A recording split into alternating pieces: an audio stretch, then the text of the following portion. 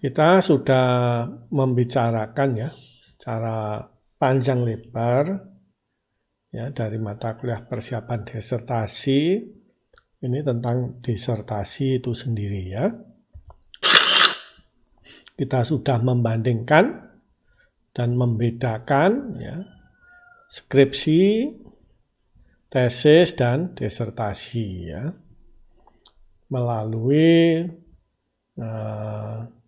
sumber dari, terutama sumbernya dari University of People ya.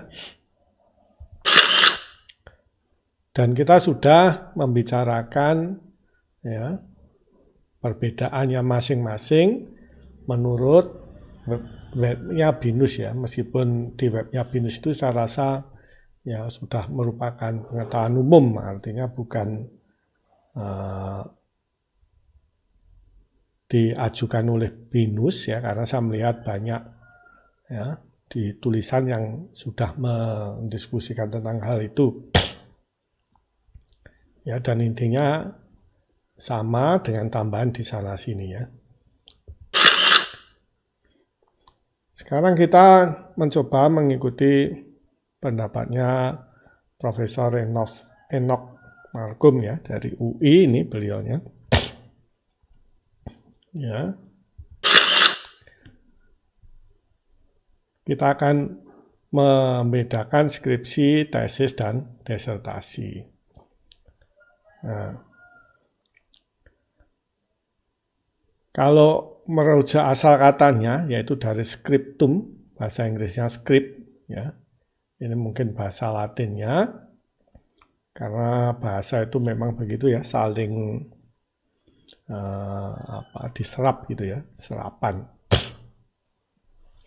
Maka pengertian skripsi adalah tulisan ilmiah ya, skrip itu tadi.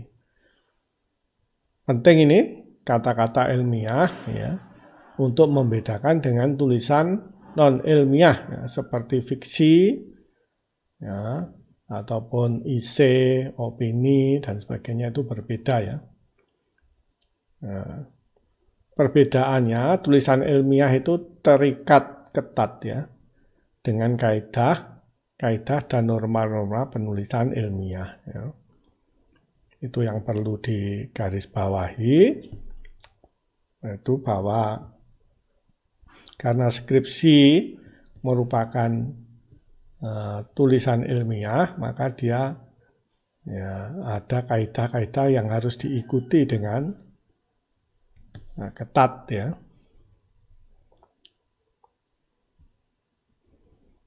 Ya, kaidah maupun norma-normanya.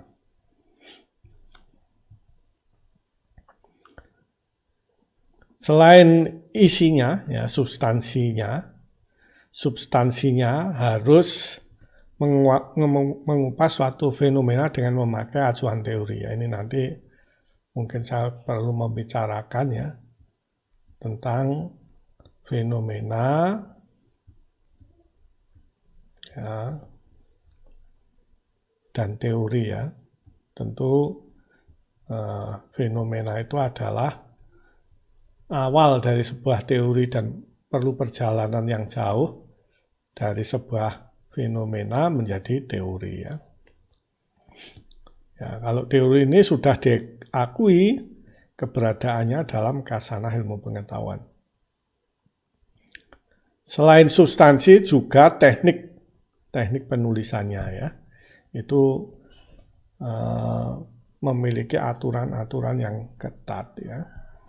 Seperti mengutip penulisan kepustakaan, bagaimana menulis catatan kaki, ya. Kemudian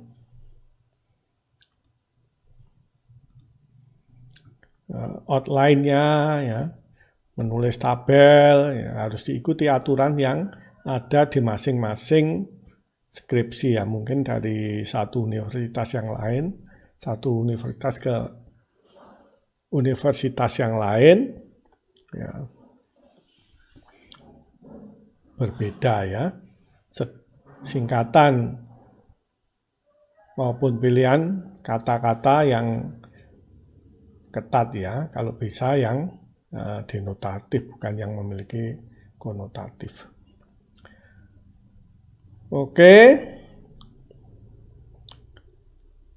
Nah, kalau begitu dari pengertiannya skripsi di sini, ya, yang dipentingkan dari pembuatan skripsi, ya.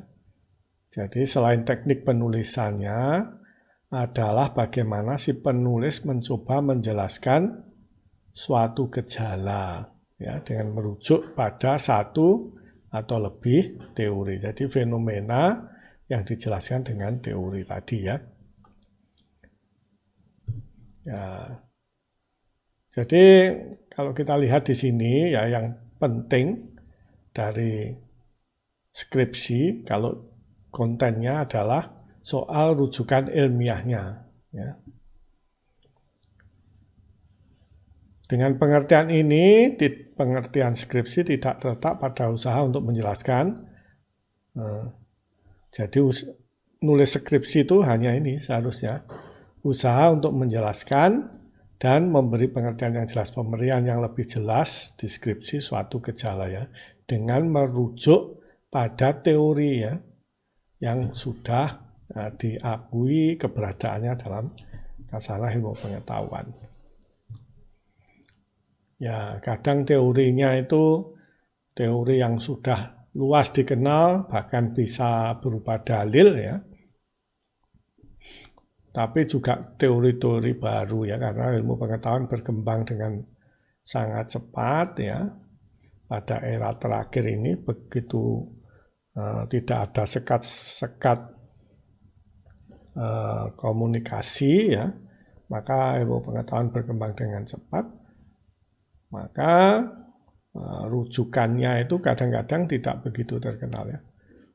Ya, tetapi rujukan seharusnya merupakan rujukan yang diakui, ya, keberadaannya, ya.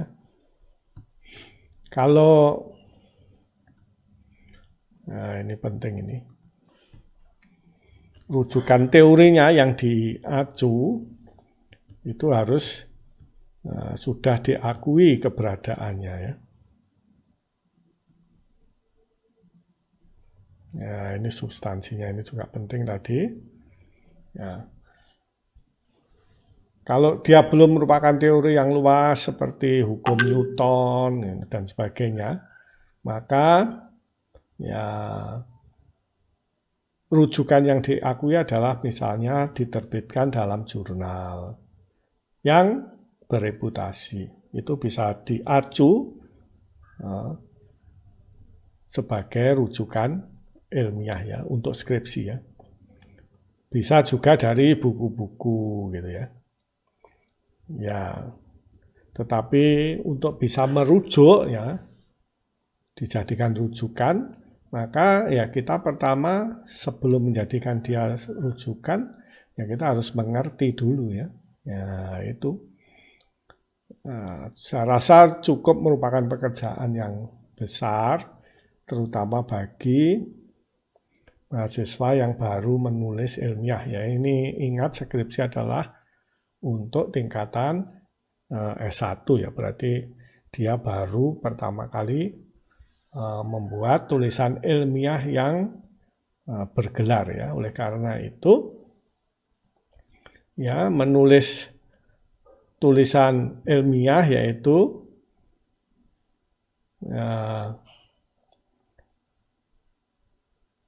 membuat tulisan yang mengikuti kaidah-kaidah atau norma tertentu, meskipun tulisan itu hanya mengupas fenomena yang dijelaskan dengan teori, ya, teori yang sudah ada, yang diakui keberadaannya, ya, itu sudah cukup berat, ya, bagi seorang S1. Begitu kira-kira tentang skripsi. Ya, yang utama dari skripsi, ya, adalah mahasiswa mampu merumuskan penalaran ilmiahnya terhadap suatu gejala, yaitu tadi dengan cara menjelaskan dengan rujukan ilmiah fenomena yang ditemukan, ya. Ya, bagaimana gejala ini dicoba untuk dijelaskan dengan suatu rujukan teori dan bagaimana kesimpulan yang diambil dari usaha-usaha untuk menjelaskan gejala tersebut. Bisa jadi ya penalaran mahasiswa berkembang lebih jauh, tidak hanya menjelaskan, bahkan dia sudah mengambil posisi tertentu, yaitu berarti dia sudah punya tesis ya. Atau mungkin hipotesis ya, belum tesis ya, hipo itu kan ya, di bawah ya. Jadi saya dulu mertua saya itu sakit hipotiroid ya, yaitu kelenjar tiroidnya produksinya di bawah yang normal ya, sehingga lemas gitu ya, mudah capek gitu. Karena di bawah normalnya, berarti ini hipotesis sebelum tesis. Mungkin perlu dijelaskan ya ini, tesis, antitesis, sintesis, hipotesis ya. Coba ini kita keep dulu, ini perlu beberapa oret-oretan ini.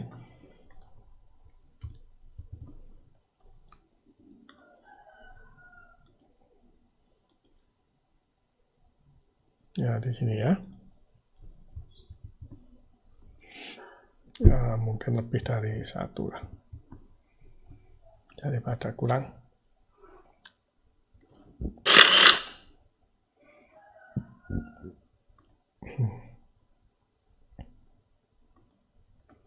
Ya, jadi sebelum ya yang pertama itu adalah teori dialektika Hegel ya. Coba Anda lihat ya, Anda browsing ya. Teori dialektika Hegel. Hegel itu seorang filosof Jerman ya, yaitu Jos ya, Wilhelm ya, nama-nama ya, bangsawan di Jerman ya, Hegel, Wilhelm itu. Kemudian ini tahun ya 30 tahun sebelum 1800 sampai 30 tahun setelah 1800. Berarti umurnya 61 lah. Meninggalnya pada umur 61 ya. Teori dialektika Hegel itu berbicara tentang tesis, antitesis, kemudian sintesis ya. Tapi sebelum itu ya kita perlu hipotesis ya. Sebelum ke teori dialektika Hegel, ya di sini ada hipotesis. Apa itu hipotesis? Itu asumsi atau pendapat dasar lah. Pendapat dasar atau awal ya.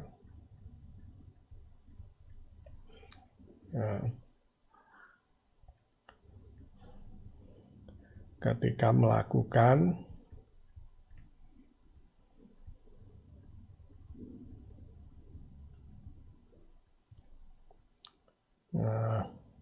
penelitian ya.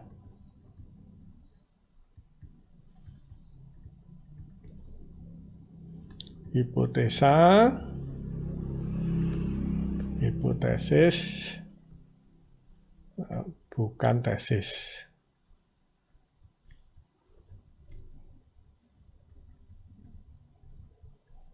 Ya, sebelum tesis ya.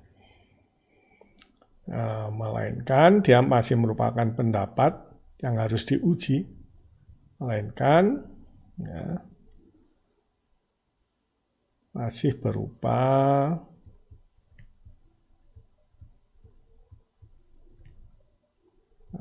pendapat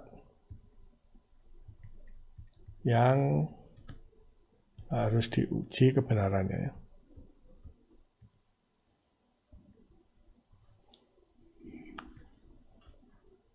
diuji validitasnya atau kebenarannya.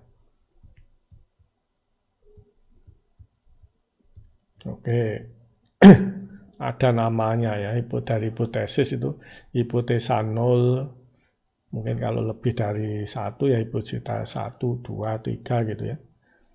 Atau penjelasan alternatif, banyaklah namanya. Ya, sekarang kita ke dialektika Hegel ya. Ya, kalau tesis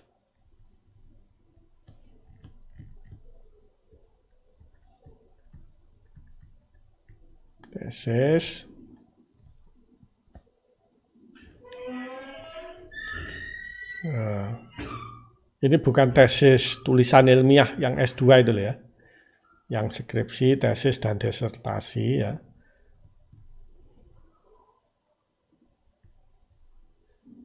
Yaitu pernyataan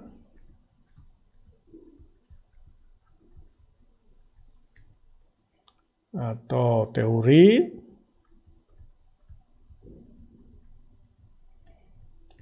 yang didukung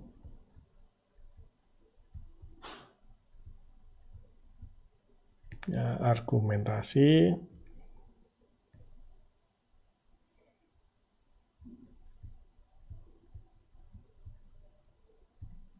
ya, bukan, nanti salah pengertian ini, perlu oleh nih, yang didukung oleh argumentasi.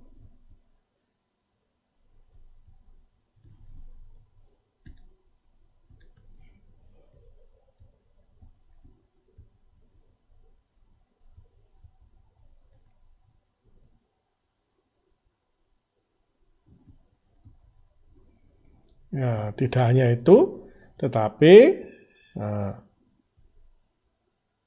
yang diterbitkan itu tesisnya itu. Yang diterbitkan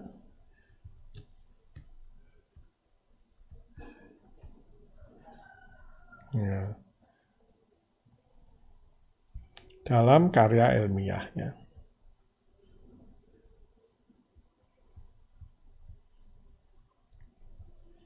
Ya, ini harus ini. Karena pendapatnya harus diterbitkan, itu penting ya. Ya, kenapa begitu nanti kita jelaskan ya pada video berikutnya mungkin. Jadi ini disebut juga sebagai pernyataan ilmiah. Ya.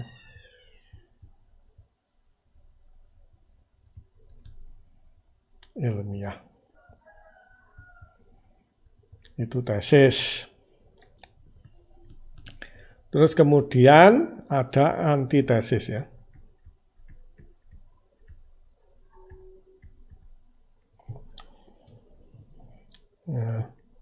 Ya ini ya pernyataan ilmiah sama dengan tesis ya.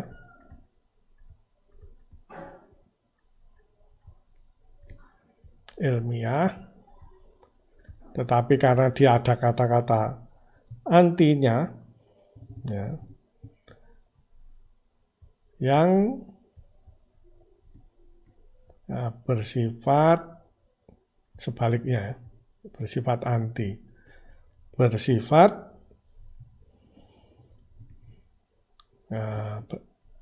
bertolak belakang.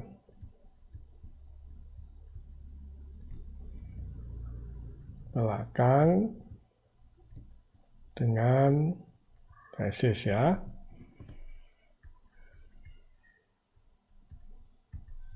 Contoh yang gampang ya. Misalnya tesis semua kapur berwarna putih ya. Antitesisnya ya lebih mudah ya daripada tesis ya, kita menemukan kapur yang warnanya tidak putih, maka pernyataan tesis ya, kapur berwarna putih sudah dibantah oleh antitesis ya. Tetapi kalau pernyataan begini lebih agak sulit ya.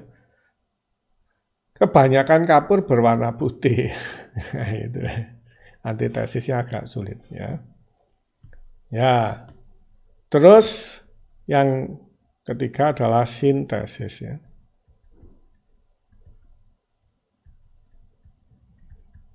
Itu dialektika Hegel itu.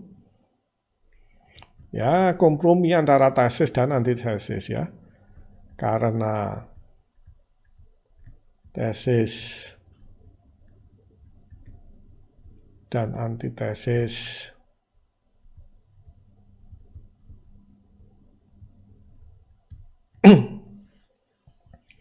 memiliki pernyataan ilmiah yang kontras,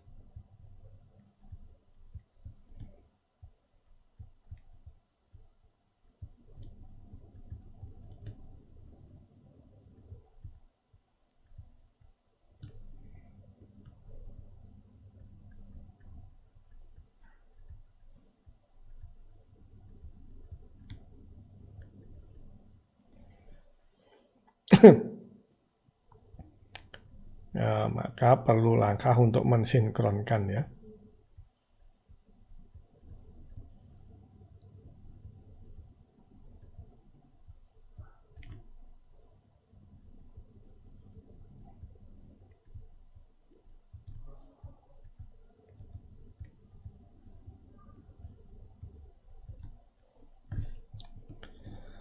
Oke, apa ya contohnya ya?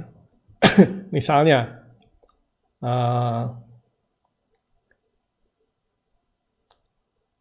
berangkat dari fenomena, misalnya kita menemukan Chrome, yaitu dipakai sebagai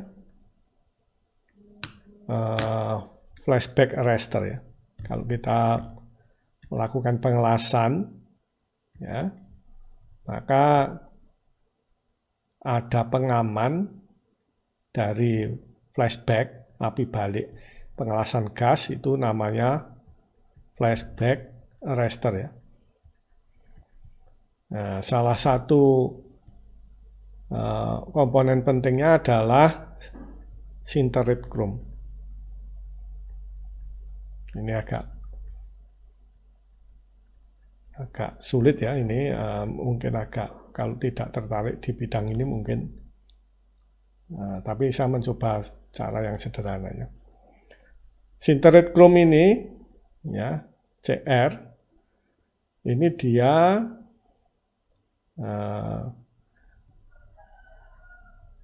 akan meredam panas ya.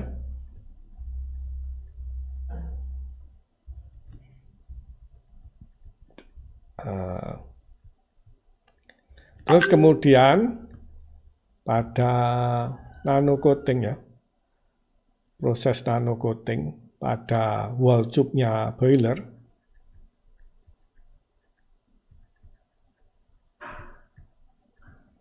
ya, ini nano coating salah satu bagian utamanya adalah NICR ya. NICR ya, meskipun nanti ada seramik dan sebagainya, tetapi bahan utamanya adalah NICR ya. Padahal di wall tube ya, kita akan ingin memanaskan air di dalam tube-nya tersebut untuk mendapatkan uap ya. Boiler kan itu fungsinya menghasilkan uap. Terus CR menghambat heat transfer ya. Ya, mudah-mudahan bisa sedikit diterima ini kasusnya ini. Kok menjadi lambat ya responnya laptop ini, apa tulisannya lagging. Oke, begitu ya. Ternyata tidak ya, berarti NICR tidak menghambat, CR tidak menghambat heat transfer kalau kita menerapkan nano coating di wall tube. Ya, padahal di kasus flashback arrester tadi, ya, Chrome-nya ya kan meredam panas, artinya dia menghambat heat transfer ya. Ya ini dan terbukti memang dipakai berjalan, yang ini tidak ya. Berarti ini tesis, yang ini tidak menghambat heat transfer, antitesis ya. Kita perlu sintesanya ya. Perlu sintesis. Ya, yang merupakan kompromi dua pendapat yang saling berlawanan tersebut ya.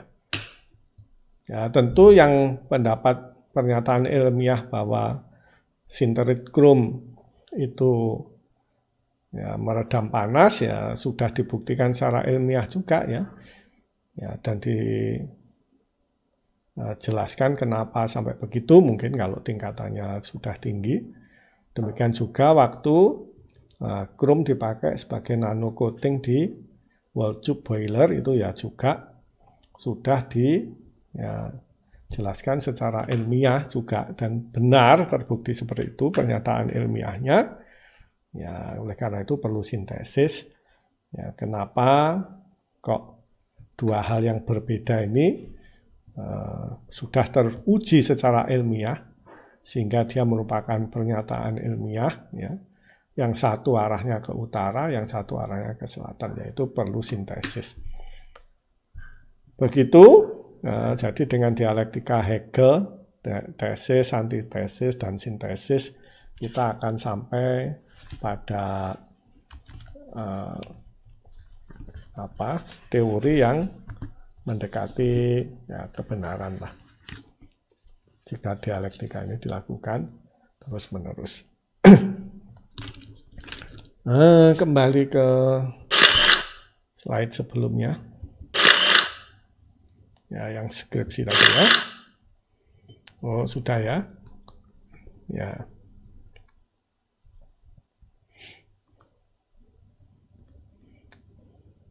Ya, ini bisa ya. Bisa pendapat mahasiswa berkembang jauh ya, dan menghasilkan tesis atau hipotesis mungkin ya. Tetapi ya, skripsi perlu diingat tidak dituntut untuk mengembangkan tesis tertentu ya. Apalagi dituntut pembuktian hipotesis menghasilkan tesis ya.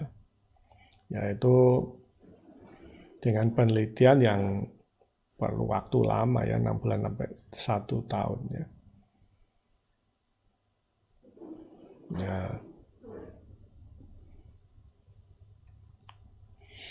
Ya, ini perlu dibenahi ya, karena skripsi di teknik mesin di UB itu terlalu berat ya menurut saya. Kadang-kadang dituntut kebaruannya juga ya, sudah sama dengan dokter saja ya, meskipun tulisannya masih pada taraf permukaan. Karena menurut pengertian skripsi, pada pengertian yang asli biasa saja jawaban terhadap persoalan yang dilontarkan mahasiswa bisa dijawab dengan memakai pembuktian teori saja ya, tidak perlu penelitian. Yang penting dalam skripsi adalah kemahiran membedah masalah dengan rujukan teori ya. Dan bagaimana dengan rujukan teori tersebut, tertib berpikir ilmiah mahasiswa terlihat dengan jelas. Itu adalah yang dituntut dari skripsi ya. Ya, ini tadi.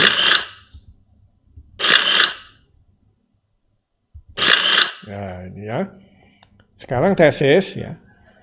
Tesis menurut pengertian ada ya tadi sudah ya. Ya, maksud tesis adalah pendapat ilmiah ya.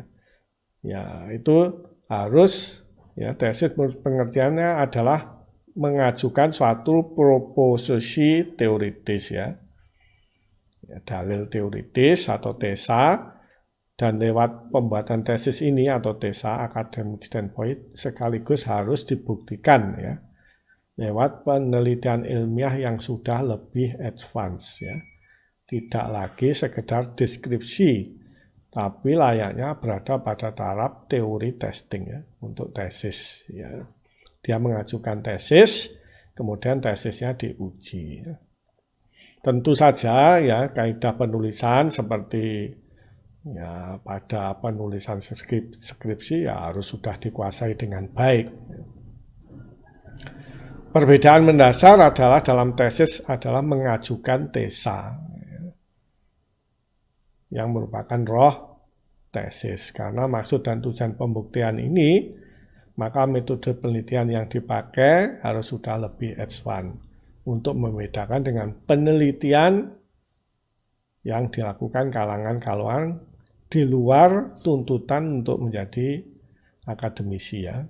Apalagi untuk mendapatkan gelar ya. Semisal survei itu juga nanti ada tesisnya ya. Misalnya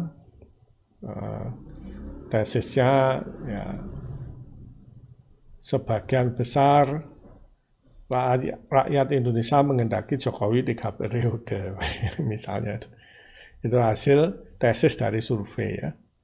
Ya tetapi perlu dijelaskan di sini ya tesis berbeda dengan itu, dia harus lebih expand dari sekedar ya mengumpulkan pendapat ya atau riset pemasaran ya ataupun lembaga-lembaga polling itu tadi ya. Tetapi harus diuji teori tadi diuji dengan metode yang lebih expand ya dari sekedar survei atau riset pemasaran atau lembaga polling ya. Tesisnya. Oke, itu tesis. Sekarang disertasi ya. Ya, pada hakikatnya disertasi adalah pengembangan lebih lanjut dari tesis. Dengan kata lain ya, suatu proporsi tesis dan teknik penulisan baru ya, pengajuan proposisi teoritis kurang ini dan teknik penulisan baku ya, adalah hal mutlak ya. Yang membedakan adalah keluasan dan kedalamannya. Ini ya, sangat kualitatif sekali ya. Ya tergantung pembimbing Anda. Apakah dianggap cukup dalam ya. Ya. Tapi secara ideal ya harus lebih dari sekedar pengajuan teori ya. Lebih lanjut ia membuka kemungkinan pengajuan suatu terobosan teoritis yang baru. Ini kata-kata yang menakutkan dari mahasiswa S3 adalah kebaruan atau novelty ya. Jadi kalau bisa ya semacam teori building ya. Kalaupun belum sampai teori building, ya paling tidak ada sesuatu yang baru ya, yang dihasilkan dari suatu karya disertasi ya. Nggak sampai teori building ya, karena teori berat ya, tetapi paling tidak ada kontribusinya ya, terhadap pengetahuan yang sudah ada ya. Oleh karena itu ya sebenarnya ya penelitiannya ya pun harus lebih advance metode penelitiannya ya karena concernnya lebih kepada membuat model teoritis yang baru ya. Oke. Begitulah pendapat dari Profesor Enoch dari UI. Nanti kita akan mengikuti pendapat Profesor Urip Santoso dari Universitas Bengkulu ya. Yang saya rasa ini lebih operatif daripada pendapatnya Profesor Enoch tadi, karena Profesor Enoch memang profesor dalam bidang filosofi ya, psikologi ya filosofi. Sedangkan Prof. Urip itu peternakan ya, kalau nggak pertanian, peternakan sebenarnya. Ya, sehingga insinyur layaknya insinyur ya selalu operasional ya, tidak berputar-putar dalam hal yang filosofis ya, operasional dan menghasilkan sesuatu, yaitu ciri khas seorang engineer ya, termasuk teknik mesin ini. Baiklah, kita ikuti ya pemaparan skripsi, tesis, dan disertasi menurut Profesor Urip Santoso ya. Saya rasa ini tidak ada yang perbedaan yang signifikan, sudah sampai di sini ya. Skripsi, syarat kelulusan S1 ya. dengan maksud memberi kesempatan kepada mahasiswa untuk menunjukkan bahwa dia dapat menerapkan langkah-langkah pendekatan ilmiah ya untuk memperoleh pengetahuan dan melaporkannya secara tertulis ya. Tentu laporannya harus dalam bentuk baku ya, mengikuti kaidah yang ketat seperti yang telah didiskusikan sebelumnya.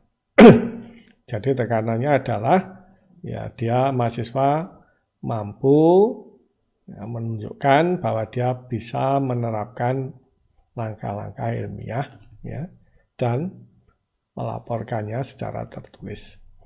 Kemudian kalau tesis ya menunjukkan bahwa dia dapat membuat sintesis baru ya. Jadi sintesis tentu memerlukan tesa dan antitesa ya. Atau mungkin membuat suatu tesis baru ya. Bisa ya. Tapi mungkin lebih mudah sintesis ya. Atau penerapan pengetahuan yang sudah ada ya. Dan melaporkannya secara tertulis. Yang penting dia ada standpoint-nya ya yang di-challenge. Ya, tesa, sintesa, antitesanya di-challenge dengan pengujian di laboratorium misalnya begitu ya. Kalau disertasi ya ini menunjukkan bahwa mahasiswa ya memahami atau mengikuti perkembangan mutakhir pengetahuan ilmiah di bidang ilmunya ya. Ini cara termudah ya untuk cek ya. Ini perkembangan mutakhir ya ini dengan ya, operasionalnya adalah dengan reference ya. Ya, maka ada baiknya ya prosedur CL yang saya tempuh di Australia itu ada baiknya untuk menjamin mahasiswa ya memahami atau mengikuti perkembangan terakhir ya. Mungkin diwajibkan untuk menerbitkan literatur review. Nah, ini juga bagus ya. Nah, artinya ini minimal ya 200 kan. Artikel di bidangnya ya. Atau spesifik gitu. 200 artikel spesifik. Artinya kalau seminggu dia 10 artikel akan selesai 20 minggu, selesai dalam waktu 5 bulan ya. Ya, ini tentu dengan melakukan hal ini ya dia sudah dengan sendirinya mengikuti perkembangan mutakhir dari bidang ilmunya ya. Apalagi ada dosen pembimbing yang berperan di situ. Ya, maka ya, tentu jaminannya semakin kuat ya.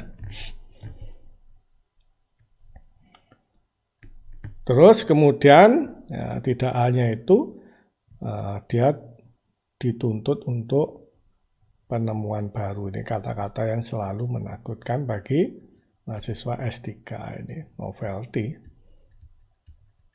Di mana-mana ya, tidak hanya di sini ya.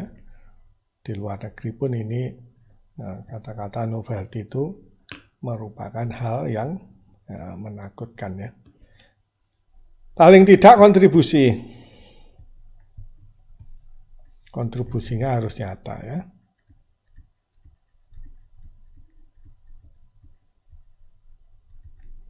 Ya, kalau kontribusi nyata ini sebenarnya ya bisa diuji lewat publikasi ya. Publikasi di jurnal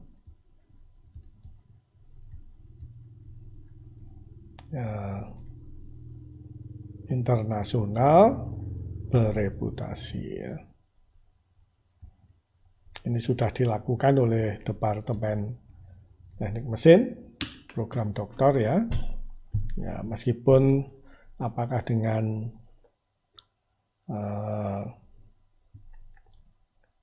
prasyarat seperti itu ya, kontribusinya teruji apa enggak gitu ya. Ya, kalau saya sedikit kurang ya. Mungkin ada persyaratan minimal publikasinya gitu ya, untuk menguji kontribusinya ya. Mungkin jurnal-jurnalnya dibatasi ya. Kita membuat list ya yang kita ketahui para dosen-dosen senior, para profesor yang ada di jurusan teknik mesin ini yang sering publikasi tentu mengetahui jurnal-jurnal yang mewajibkan kontribusinya ya. Begitu pendapat profesor dari Universitas Bengkulu, yaitu Profesor Urip Santoso. Nah, ini resumenya. Pada dasarnya ya, skripsi mahasiswa S1 merupakan ajang latihan bagi mahasiswa untuk melakukan penelitian secara objektif ya. Oleh karena baru pertama sekali meneliti, maka mahasiswa S1 sangat membutuhkan bimbingan dosen agar tidak melakukan kesalahan fatal yang menyebabkan mereka harus mengulang ya. Nah, ini ada menelitinya, padahal meneliti apakah wajib ya, ini juga menjadi perdebatan ya. Dari menulis skripsi apakah harus meneliti ya. Tapi kalau dia harus meneliti seperti menurut pendapat Urip, Profesor Urip ya, dosen harus mencegah dia melakukan kesalahan fatal. Ini bimbingannya agak intensif ya, kalau dalam prosentase adalah 40% ya keterlibatan dosen pembimbing di sini. Kemudian tesis S2 ya, meningkatkan kemampuan dalam meneliti ya, dan diharapkan mahasiswa sudah mampu meneliti dengan bimbingan yang minimal dari dosen ya. Jadi meningkatkan, dan dia harus mengeluarkan tesis itu ya. Itu yang pinpointnya. Kalau S3 ya, ini prosentase 20% keterlibatan dosen pembimbing harusnya ya. Autor atau mahasiswanya 80% ya. Kalau disertasi S3 ya hampir mandiri saja ya. Dosen promotor atau pembimbing hanya mendampingi saja ya. Hanya 10%, maka namanya kalau di Australia itu academic supervisor ya. Supervisor bukan pembimbing ya. Oke, ini saya yang senang ya, secara sederhana skripsi itu menjawab apa ya. Jadi apa itu adalah pertanyaan dari skripsi. Kalau apa dan mengapa ya, ini sudah merupakan jawaban dari tesis.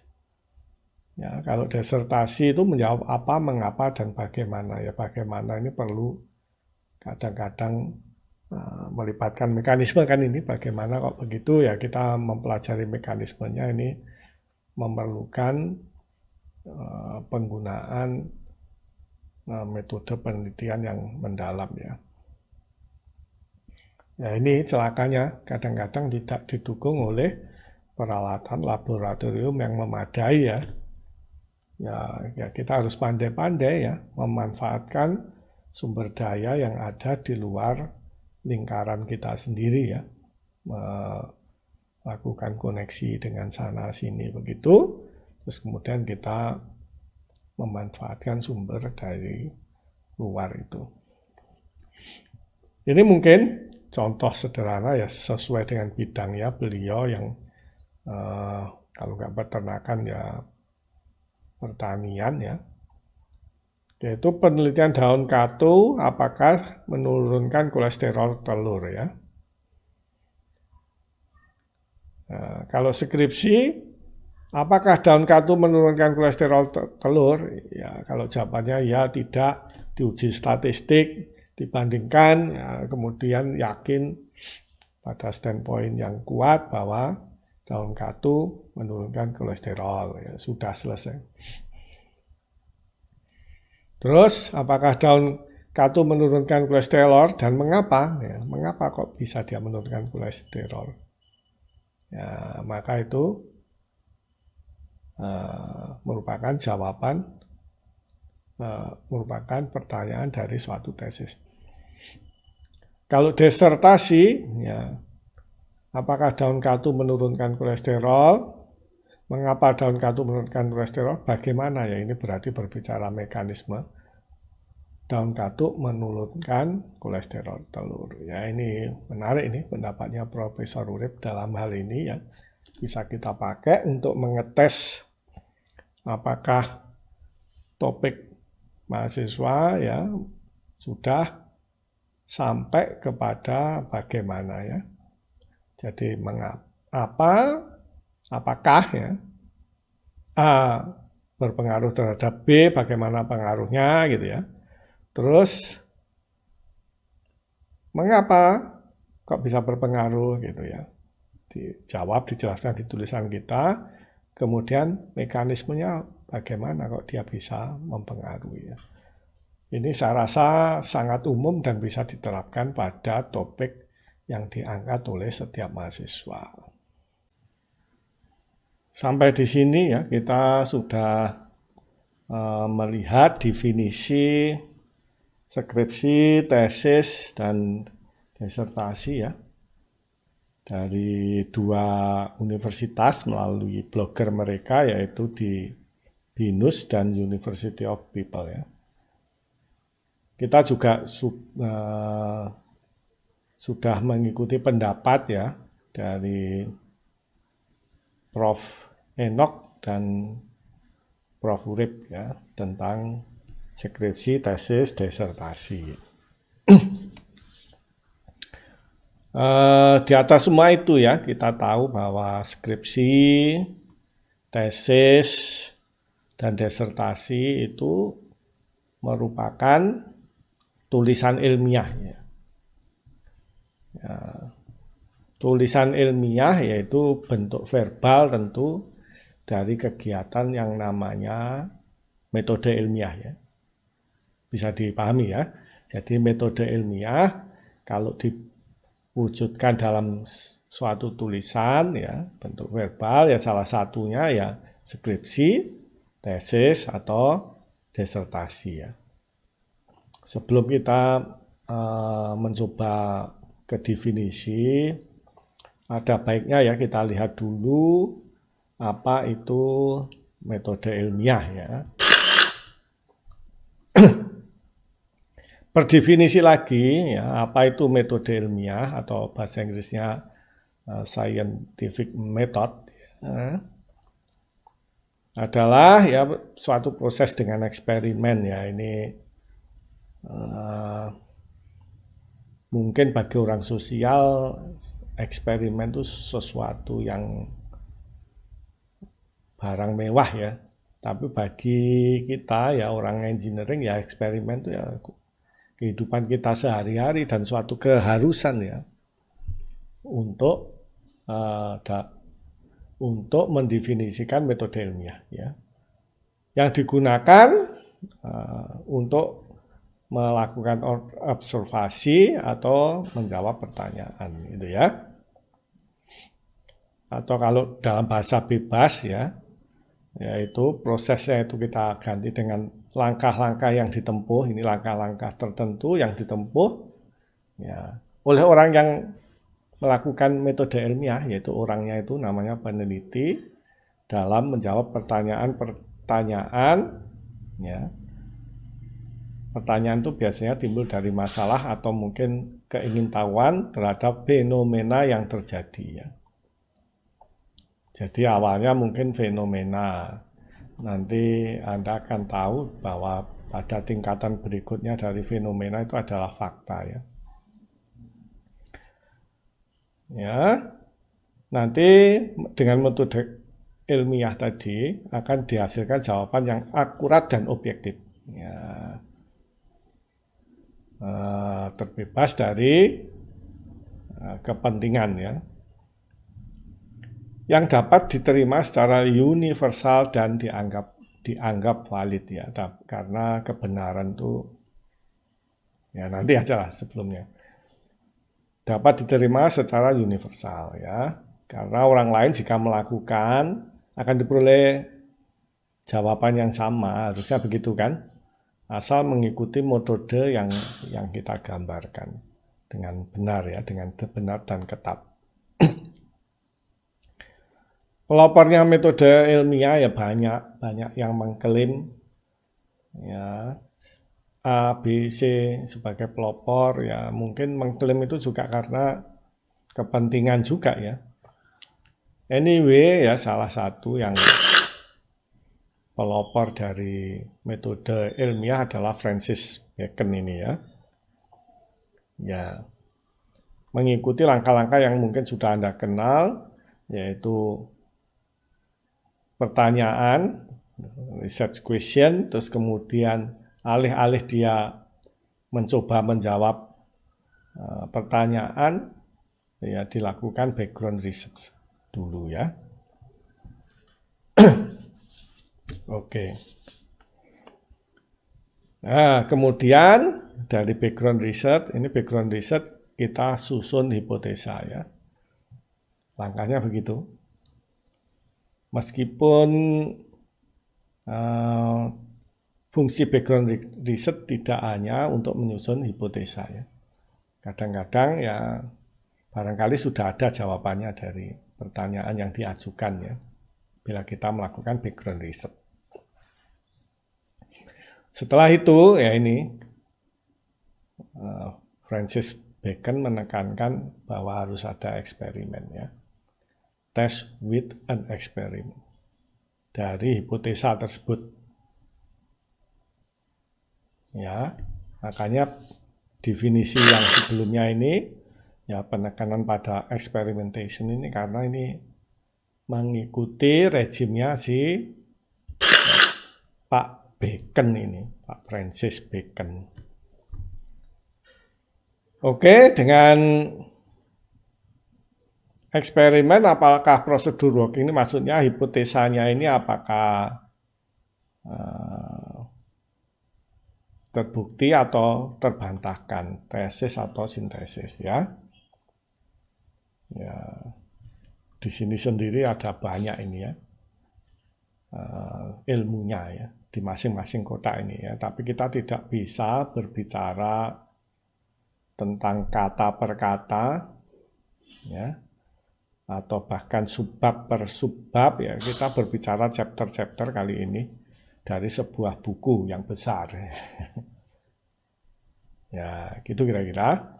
Maka kita berbicara bab-babnya ini ya, dari sebuah buku dengan judul ya metode ilmiah ya. Buku besar yang berjudul metode ilmiah.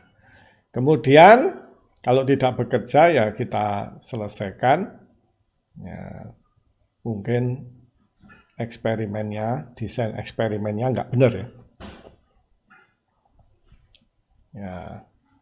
Terus kemudian kalau bekerja, artinya eksperimen yang kita desain tadi sekiranya bisa menjawab hipotesa ya, kita analisa data yang diperoleh, nanti ada dua jawabannya, ya, align, menyetujui atau sebagian menyetujui atau sebagian tidak ya. Kalau tidak menyetujui ya, kalau PhD ya harus kembali ke sini ya. Ya, karena ya berarti hipotesa kita salah ya, yang kita susun sebelumnya. Ya, karena PhD itu lebih hidup di dunia gagasan ya, hipotesanya ya harus benar ya. Kalau master mungkin ya meskipun hasil tidak align ya bolehlah dia menyampaikan hasilnya yang tidak align tersebut. Itu kira-kira metode ilmiah ya yang diajukan oleh Francis Bacon. Siapa sih Francis Bacon? Ya, ini seorang filosof dari Inggris, sudah lama, ya, abad ke-16. Tidak hanya sebagai filosof, dia juga statesman, negarawan ya mungkin, bahasa Indonesianya statesman. Ya. Terus kemudian dia seorang ilmuwan, juris nih berarti hakim gitu ya, orator, autor ya. Ya, dia juga memiliki jabatan sebagai Attorney General itu Jaksa Agung ya. Nah, ini Inggris tahun itu sudah ada ya. Jaksa Agung dan Lord of Chancellor of England. Nah, ini agak Lord of Chancellor itu tidak ada padanan ya mungkin bahasa Indonesia. Jadi anggota dari parlemen gitu yang dipilih oleh parlemen untuk mengawasi bahwa hukum berjalan dengan benar ya di negara itu ya. Itu namanya Lord of Chancellor of England ya. Tapi sekarang kalau di UK itu satu Lord Chancellor kayaknya. Jadi bukan Lord Chancellor of England, dari Lord Chancellor of UK ya. Sekarang ya. Setelah kematiannya, pekerjaannya idenya ya, memiliki pengaruh yang tetap berpengaruh ya, amal jariahnya besar sampai sekarang ya, dalam bahasa agama ya. Ya, terutama sebagai penasihat filosofi bukan sebagai yang pejabat publik seperti Jaksa Agung ya, tetapi sebagai filosof ya, dan praktisi ya, dari metode ilmiah yang diajukan ya selama revolusi keilmuan ya. Ya, dia dipanggil dengan bapaknya empirik ya. Metode empirik ya. Ya, dia berargumen menyanggah bahwa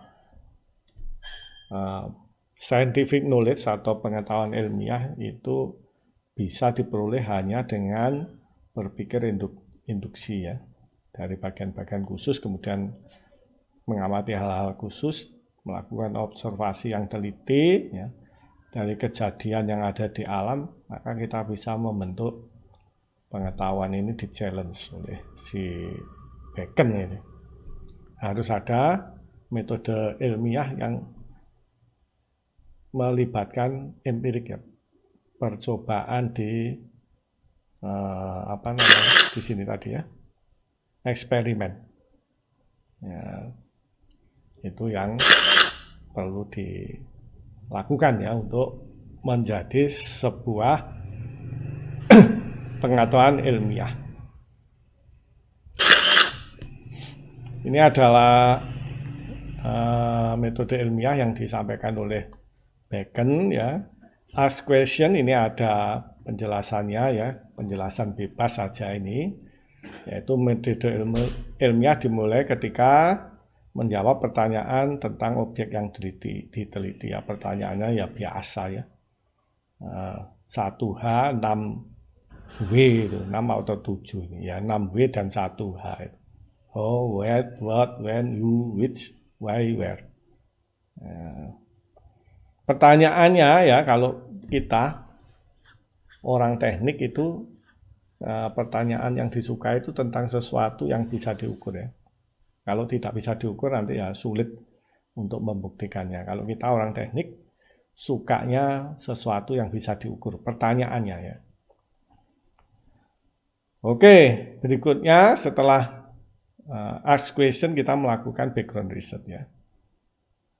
Ya, alih-alih dimulai dengan dari awal mencari jawaban, saat merencanakan metode untuk menjawab pertanyaan, maka ilmuwan yang cerdas menggunakan pustaka. Ini zaman dulu ya. Kalau sekarang ya kita bisa melakukan pencarian lewat internet, tetapi mohon maaf ya, di internet itu banyak informasi yang kita harus pintar nih memilih informasinya benar apa salah itu. Oke. Ya, untuk mencari jalan terbaik yaitu untuk membuat hipotesa terbaik ya. Dan yang penting penjamin tidak mengulangi kesalahan yang pernah dibuat, barangkali pernah, atau bahkan kita tidak mengulangi pekerjaan yang sudah dilakukan oleh orang-orang terdahulu ya. Oleh karena itu ya, background research itu fungsinya ya, menempati hal yang sangat penting dalam metode ilmiah. Oleh karena itu sebenarnya mahasiswa S3 ini harus ya, melakukan background research secara serius ya, dengan melakukan studi pustaka yang serius ya, terutama tentang topiknya yang ditekuni ya. Nah, kalau dalam jumlah ya, ada batasan sebelumnya sampai disampaikan minimal 60 itu bagi seorang PhD ya. Tetapi enak kan kalau ada, Anda seneng ya kalau ada batasan yang gitu, ada angkanya itu kan, seneng toh? Nah, saya tidak begitu seneng kalau saya seneng sesuatu yang normatif aja sebenarnya. Jadi tiap orang bebas ya. Tetapi ya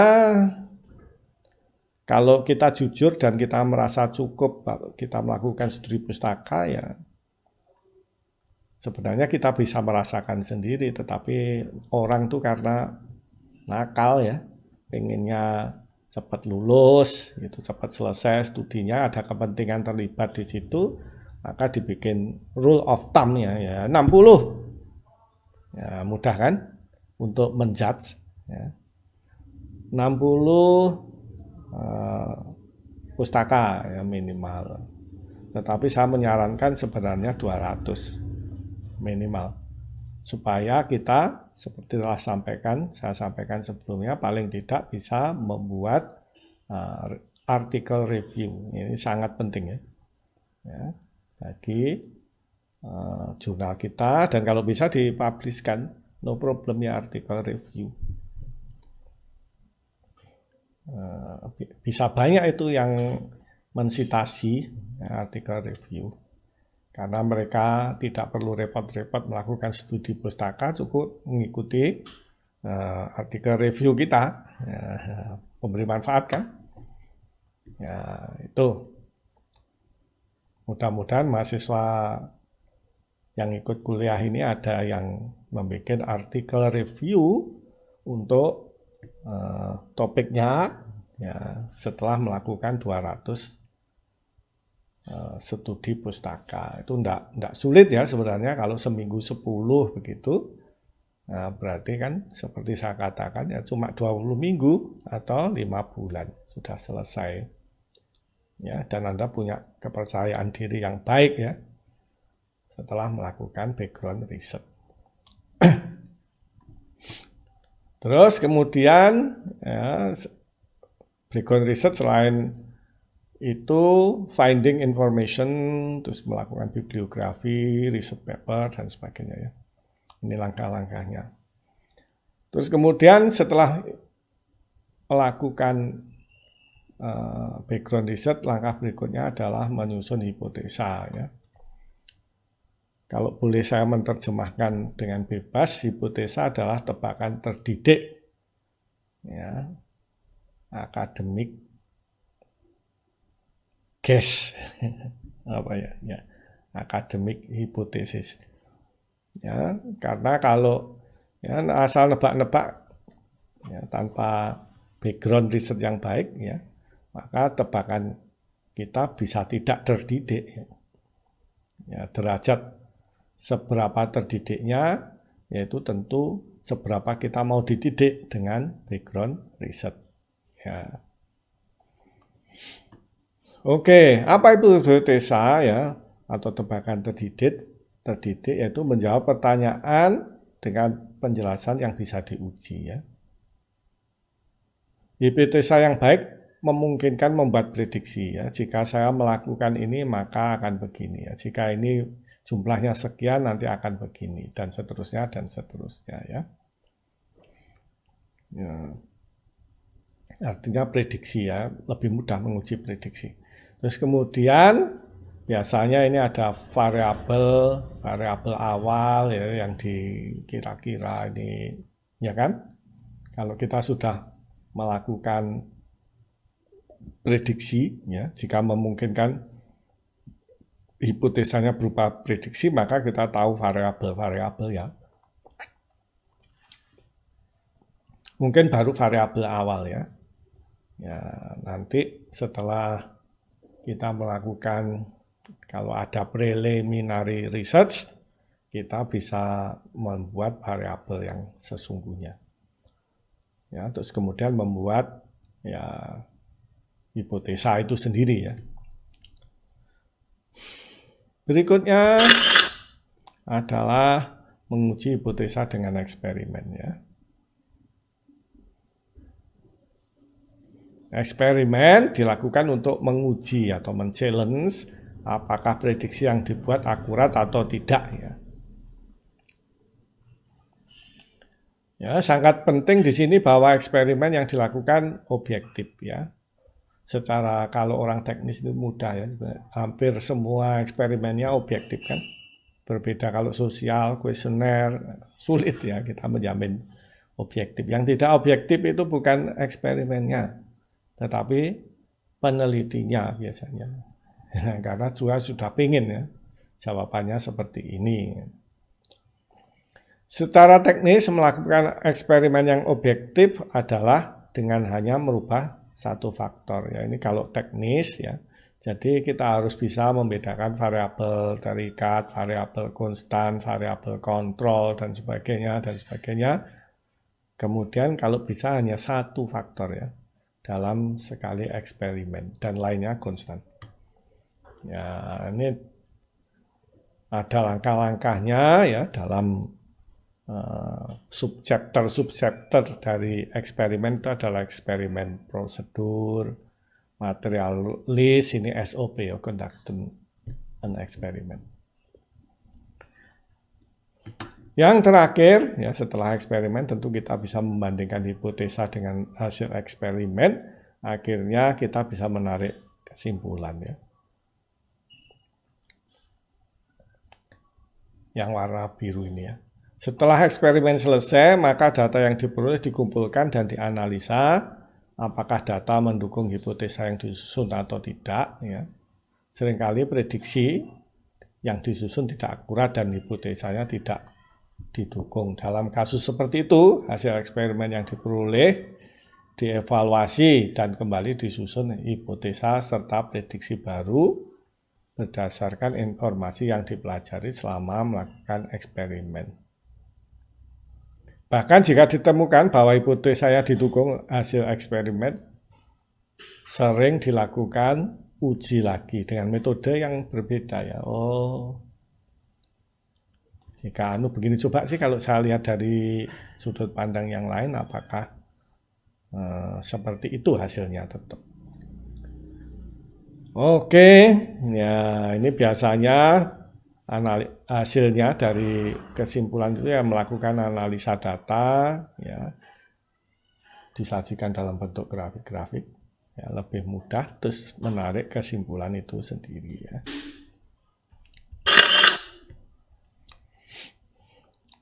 Yang terakhir mengkomunikasikan hasil yang diperoleh ya ini kalau di Bacon, langkah Bacon ini hasil yang diperoleh perlu dikomunikasikan, tidak dipek dewe ya. Ya. Setelah diambil suatu kesimpulan, terakhir adalah mengkomunikasikan atau mempublish hasil yang diperoleh dari langkah-langkah sebelumnya yang sini tadi ya. Dalam sebuah, terserah ya, final report, jurnal, poster. Ya. Ya, dalam jurnal ilmiah ini, kalau Anda ilmuwan profesional kan, ya, publikasinya, communicate result-nya adalah di jurnal ilmiah. Ya. atau menyajikan sebagai artikel atau poster dalam pertemuan ilmiah. Ya bisa ya. Dalam pertemuan ilmiah diharapkan peserta yang lain akan memberi dukungan, masukan, atau sanggahan ya, tesis, sintesa, antitesa ya, terhadap hasil yang diperoleh yang semuanya bermanfaat ya. Jangan dianggap yang mengkritik Anda itu merugikan ya. Kalau saya bilang malah yang mengkritik lebih banyak memberi manfaat daripada yang mendukung ya. Itu akan menyempurnakan kesimpulan yang telah diambil ya. Ya, mengkomunikasikannya dengan final report ya, abstraksi biasanya kalau seminar internasional yang dikirim bisa abstraknya dulu untuk menjudge ini bisa dilanjut apa enggak. Atau sebelum seminar ya kita bisa display board. Ini yang model seminar ini ya. Bisa juga yang tidak melalui meeting tetapi hanya bertemu gagasan saja ya saat kita mempublikasikan di jurnal ilmiah. Ya. Perhatikan ya ini langkah-langkah ini penting dan betapa solidnya ya metode ilmiah ini ya. Kalau kita seperti ini ya modelnya mengikuti metode ilmiah maka di communicate result yang betul ya, kalau Anda lihat jurnal-jurnal yang baik itu juga akan mengikuti kerangka ini ya, termasuk ya bagaimana bab-babnya itu tersusun ya, luar biasa ya, sangat solid sekali ya. Jadi biasanya di bagian introduction itu ada background research, ada hipotesa gitu ya di tulisan. Terus kemudian tulisannya adalah bab berikutnya itu kalau jurnal-jurnal yang bagus adalah eksperimen setup ya gitu ya biasanya babnya. Ya ini ya isinya harusnya ini ya. Ya prosedurnya gimana, materialnya yang dipakai apa ya. Bagaimana SOP kita melaksanakan prosedur eksperimen itu ya. Terus kemudian ada bab berikutnya biasanya namanya result and discussion. Ya. Sama ya. Jadi itu isinya ya hasil-hasil ini kita analisa dan kita tarik kesimpulan nanti di bab berikutnya yang terakhir tulisannya ya. Jadi ada data, angka-angka mungkin, grafik-grafik dan sebagainya itu letaknya di bab itu ya. Di bab result and discussion ya. Oke, karena memang jurnal ilmiah adalah bentuk verbal dari kegiatan metode ilmiah yang kita lakukan. Demikian juga dalam bentuk yang lebih kompleks ya. Kalau jurnal, seminar internasional itu kan cuma potongan kecil ya dari kegiatan ilmiah kita yang besar ya. Kegiatan ilmiah kita yang besar tadi maka kita wujudkan dalam bentuk tulisan ya. Tulisan yang namanya skripsi, disertasi, tesis dan disertasi. Begitu ya. Untuk sementara mungkin cukup sampai di situ dulu, belum terlibat lebih mendalam perdefinisi tentang skripsi, tesis, dan disertasi. Kita sebelumnya ya sudah mendiskusikan tentang metode ilmiah ya, atau kerangka ya yang disusun dalam dunia baru kita yang nanti namanya ilmu pengetahuan ya atau science ya. Metode ilmiah kalau boleh saya terjemahkan ya itu di sini scientific method ya bahasa Inggrisnya ya dari terjemahan itu. Dan Anda akan menjadi seorang ilmuwan dengan gelar akademik tertinggi sebentar lagi, yaitu doktor, ya, maka bahasa Inggrisnya scientist, ya, scientific method, Anda akan menjadi scientist sebentar lagi, ya, jika lulus nanti. Maka ada baiknya kita melihat, ya, ekosistem dari sains, ya. Oke, dan bagaimana metode ilmiah itu mengambil perannya, scientific method itu mengambil perannya pada sains, ya. Bolehlah ya kita meresume dalam bentuk grafik ini, ya. Mudah-mudahan simbol grafik saya ini bisa mewakili kata-kata panjang yang akan dinarasikan, ya. Yang pertama adalah pengetahuan, ya. Pengetahuan, knowledge, ya, masih belum scientific knowledge, ya, atau pengetahuan ilmiah, ya. Dia hanya berupa pengetahuan saja, ya, memahami fakta, fenomena, memahami fenomena, bahkan mungkin belum fakta, ya. Ya, mungkin fakta yang masih disebut pengetahuan. Nanti dengan metode ilmiah, ya, kita bisa mengklaim, ya, pengetahuan menjadi pengetahuan ilmiah karena sudah melewati scientific method, maka menjadi scientific knowledge, ya. Setelah melewati metode scientific tadi, maka ilmu pengetahuannya menjadi scientific knowledge. Kalau bahasa Indonesianya, pengetahuan setelah melewati metode ilmiah menjadi pengetahuan ilmiah, ya. Oke, ya. Ini mengikuti rezimnya Bacon, ya, no? Ya, bahwa harus ada scientific method itu menjadi syarat penting, ya, untuk menjadi scientific knowledge dari knowledge. Dan kalau kita lebih firm lagi mengikuti Bacon, maka ya harus ada eksperimen di situ, ya. Oke, kemudian, ya, pengetahuan ilmiah ini scientific knowledge itu kumpulan dari scientific knowledge yang banyak tadi, ya. Kita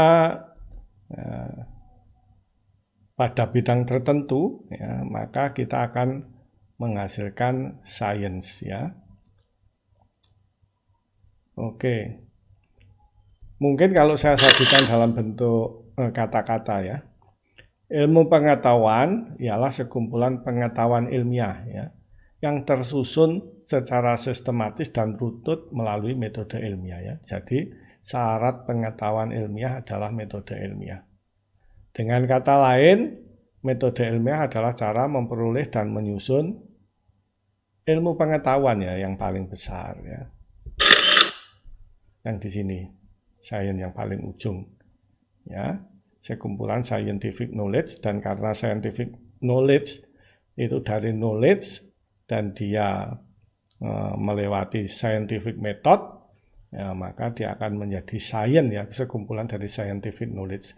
Maka bisa dikatakan sains itu memerlukan metode ilmiah, ya, untuk menjadi sains dari knowledge.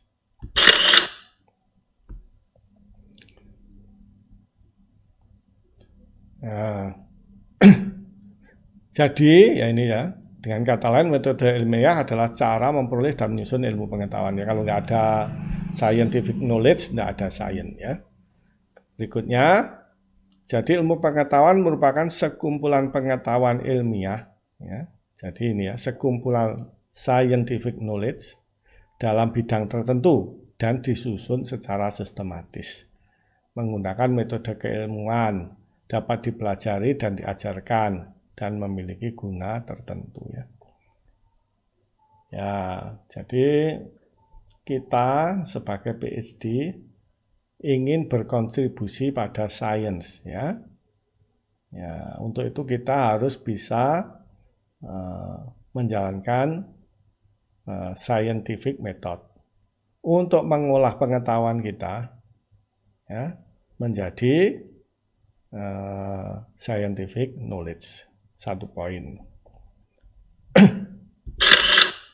Kalau saya gambarkan lagi dalam bentuk diagram, mudah-mudahan ini lebih mudah dipahami, ya. Jadi pengetahuan dikawinkan dengan metode ilmiah ini membentuk yang lingkaran warna kuning-kuning ini, ya. Lingkaran yang warna kuning-kuning itu, ya, bisa disebut dengan scientific knowledge, ya. Ada scientific knowledge banyak, maka akan membentuk science. Begitu kira-kira kalau kita sajikan dalam bentuk gambar, ya. Oke, kita perdalam lagi pemahaman kita tentang ekosistem science, ya, karena kita ingin berkontribusi dalam science, ya, sebagai scientist, ya. Syarat ilmu pengetahuan, ya, ada 3 syarat, yaitu ada objeknya, ya, itu disebut dengan aspek ontologis bahasa aslinya. Terus kemudian memiliki metode, ya, metodenya sudah, ya. Tadi kita mengadop metode ilmiah, ini aspek epistemologis, dan memiliki manfaat, ya, aspek aksiologis. Kalau sains hanya berhenti pada ide, ya mungkin belum menjadi pengetahuan ilmiah yang berhenti di taraf ide, ya, itu belum menjadi ilmu pengetahuan, atau itu terutama untuk orang engineering, ya. Kalau orang filsafat itu yang kadang-kadang, ya, sains berhenti di sains, ya. Kalau orang engineering itu harus memiliki aspek aksiologis, ya. Ya, tapi mungkin orang filsafat juga berargumentasi, ya, ada manfaatnya, tapi manfaatnya di dunia gagasan atau ide, ya, belum menjadi dunia yang nyata ini, ya. Oleh karena itu, ya, mungkin, ya, tinggal, ya, kita membuat garisnya di mana, gitu aja, ya. Oke, di sini dikatakan aspek aksiologis dapat dilihat secara positif dan normatif, ya.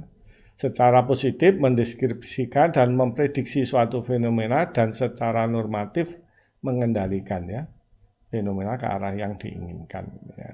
Ini secara normatif.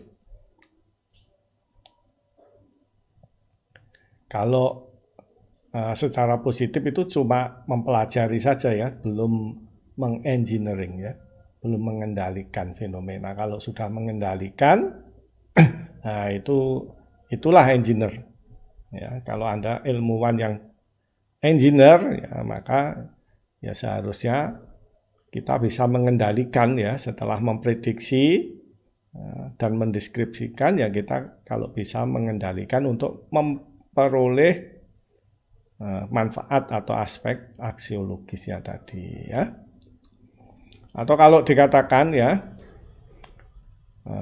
dengan singkat, yaitu ilmu pengetahuan merupakan sekumpulan pengetahuan dalam bidang tertentu yang disusun secara sistematis, menggunakan metode keilmuan, dapat dipelajari dan diajarkan, serta memiliki nilai guna tertentu, ya.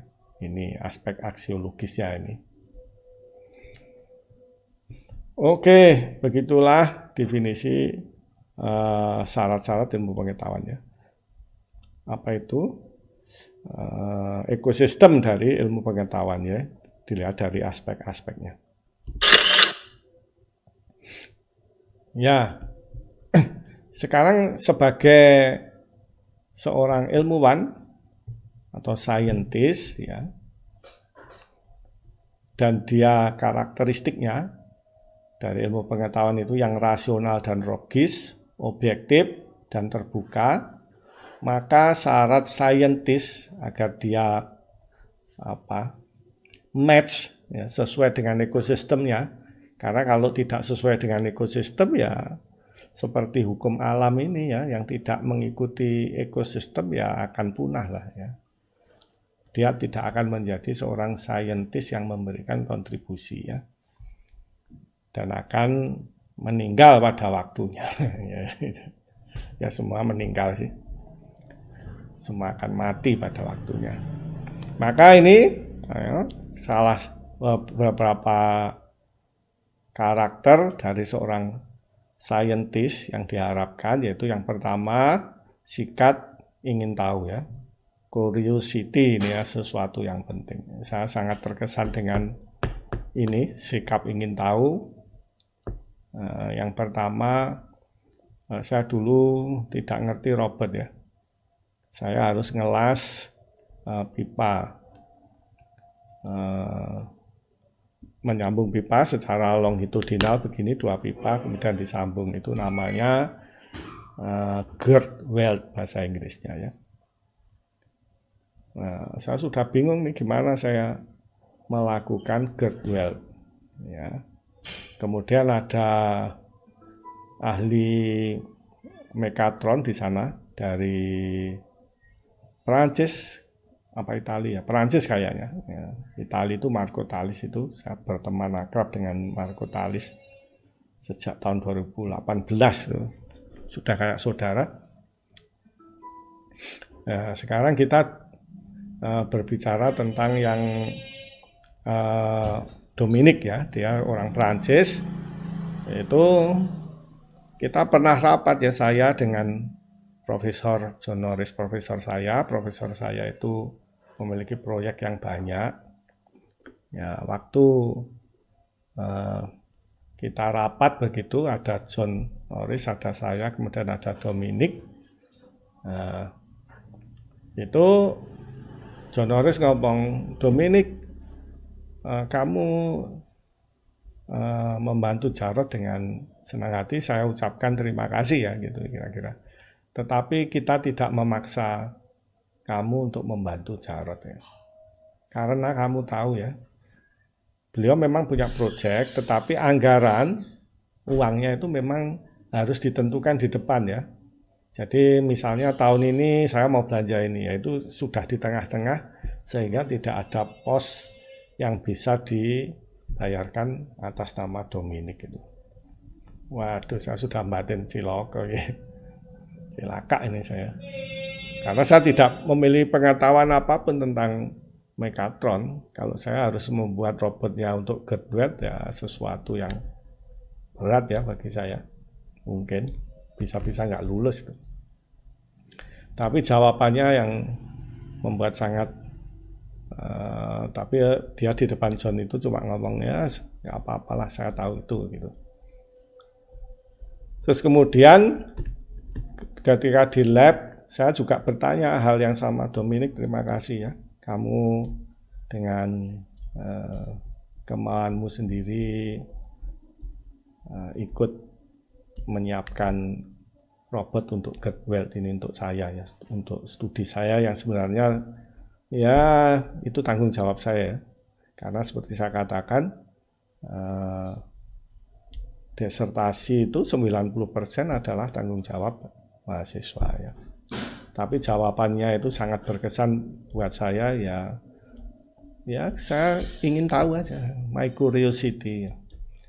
Jika ada informasi apa-apa ya mohon mudah menginformasikan ke saya gitu. Dia ngomong gitu, saya ngomong waktu itu I will of course gitu. Jadi curiosity ya, saya menghargai Dominic Query namanya itu dari dia apa itu namanya lupa saya. Jadi kalau ada proyek penelitian, riset fellow namanya. Ya, dia ngambil ahli-ahli dari mana-mana gitu ya. Namanya riset fellow. Ya, riset fellow tapi udah lama di Wollongong dan ya, banyak terlibat di Megatron. Ya, sampai sekarang saya lihat di webnya Wollongong itu sepertinya masih sebagai riset fellow di Wollongong ya.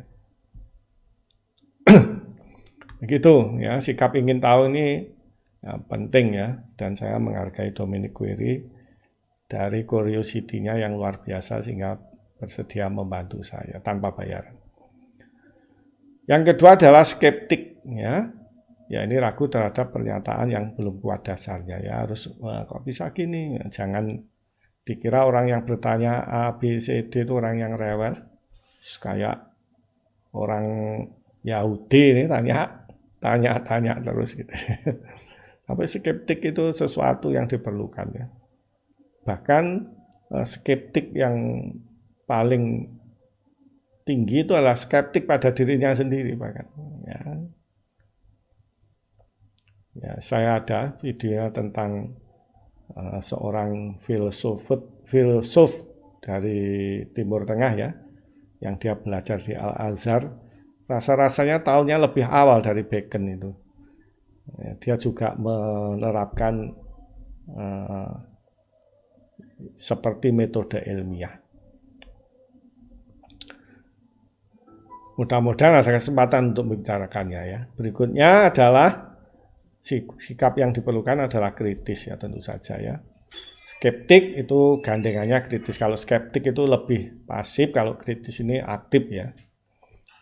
Terus kemudian yang 4 objektif ya, tentu bisa menerima kebenaran kalau memang benar, meskipun itu dari orang lain ya. Meskipun kita tentu harus kritis juga terhadap pendapat orang lain ya. Yang kelima, free from ethic ya. Ini penting ya, ini berhubungan dengan aspek aksiologis ya, yang manfaat tadi ya. Yakni meskipun ilmu pengetahuan bersifat monolog, yaitu meskipun itu bersifat hitam putih, ya, pengetahuan itu 0 dan 1 atau benar dan salah, tetapi harus tetap memperhatikan apa yang baik dan buruk bagi kemanusiaan ini harus ya. Saya beruntung studi di bidang engineering, tidak banyak forum etik yang harus saya isi ya. Dulu teman saya dulu sharing unit saya, satu ruangan saya sharing, yang saya sharing itu belajar gizi ya. Nah, dia meneliti apa yang di ikan itu, minyak ikan namanya. Ya. Itu untuk pengaruhnya terhadap kesehatan ya. Ya. Tetapi ya karena berhubungan dengan manusia, dia ngisi forum etiknya itu tebel, tebel banget, lebih tebel dari disertasinya ya. Ya seginilah, 10 cm itu lembarnya. Nah, luar biasa itu. Memenuhi etiknya saja ya, belum menjamin etiknya, belum beliau melaksanakan disertasinya. Tapi luar biasa ini, teman yang sharing di rumah itu, selain dia mendapatkan ijazah, juga mendapatkan ijabsah akhirnya. Setelah lulus ya, dapat suami dari Pakistan sepertinya. Oke. Kantor. Ya.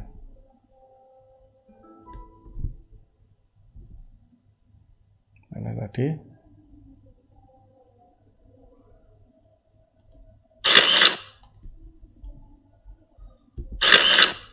Ya.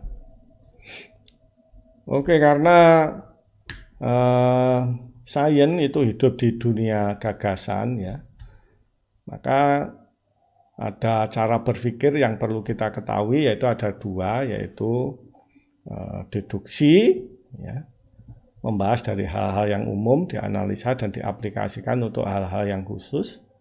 Kemudian induksi ya, data-data dianalisis untuk membuat generalisasi ya. Jadi dari deduksi itu berarti ya dari sesuatu yang umum, ini biasanya yang berlaku, teori yang berlaku di mana saja, kemudian kita aplikasikan ke kasus kita ya. Itu cara berpikir deduksi. Kalau induksi dari data-data kita gitu, kemudian kita menurunkan teori, itu namanya induksi ya. Terus yang ketiga ya sintesis. Ya dengan deduksi, induksi, paduan keduanya di ujungnya kita menghasilkan suatu sintesis atau tesis ya. Ya. Sintesis tentu paduan deduksi dan induksi ya untuk verifikasi maupun generalisasi. Oke, ya. Ini metode ilmiah yang coba saya kembangkan ya. Tidak seperti yang diajukan oleh Bacon ya, berdasar pengalaman saya dan informasi-informasi yang saya peroleh, itu ternyata metode ilmiah tidak linear lagi ya, karena dunia ini sudah berkembang dengan cepat, rumit, ya, tidak linear, sehingga dunia gagasan ini juga yang belakangan-belakangan, ilmu pengetahuan yang belakangan-belakangan ini juga tidak linear lagi ya. Mungkin pertanyaan tadi ya, terus kemudian kita merumuskan masalah ya. Bolehlah kita memulai dari situ ya, meskipun tidak harus dari situ ya. Mungkin rumusan masalah itu kita bisa memperoleh dari kasanah ilmu pengetahuan ya. Ini artinya kalau kita melakukan studi pustaka, berangkatnya banyak, kemudian kita bisa merumuskan masalah ya berdasarkan studi pustaka saja. Bisa juga rumusan masalah kita peroleh dari kehidupan sehari-hari, kemudian kita gabungkan dengan kasanah pengetahuan ya. Ya mungkin perlu matematika untuk menuju ke rumusan masalah kita. Ini metode logika deduktif. Ini kira-kira dan seterusnya ya, silahkan dipahami dulu dan diperiksa ya. Mudah-mudahan diagram ini sedikit bisa menggambarkan bagaimana metode ilmiah ya yang merupakan kerangka dari